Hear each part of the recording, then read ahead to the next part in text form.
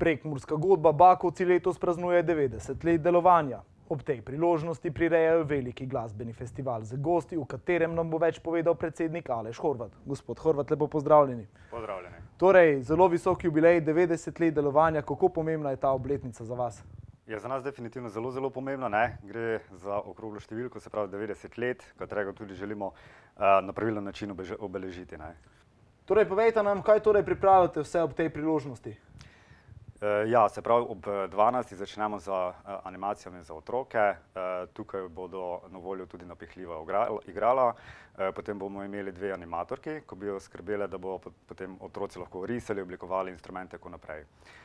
Ob 14. začnemo z nastopom lokalne komorne skupine, ki se bo predstavila. Glavni program pa se začne ob 16.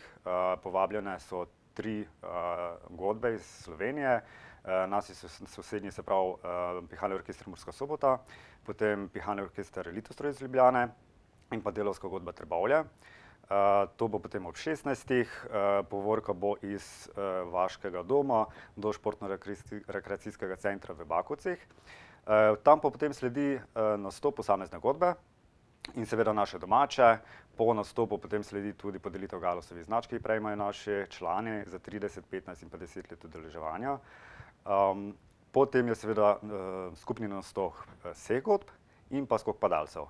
Seveda potem prerejamo zabavo z ansamblom Donačka. Skratka, zelo pester program. Dajva za konec, če gledalke in gledalce še enkrat povabiti na program, povejva točno, kje se bo vse skupaj dogajalo.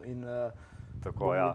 Se pravi, ja, vljudno vabljeni na športno-rekreacijski center v Bakovce, najpozneje ob 16. kjer bo zabava z ansamblom Donačkom in pa seveda zelo lep program z tremi gostujočimi godbami in pa seveda z Prekmursko godbo Bakovci. Gospod Horvat, hvala za obisk v našem studiu in za vsa ta pojasnila. Hvala tudi vam.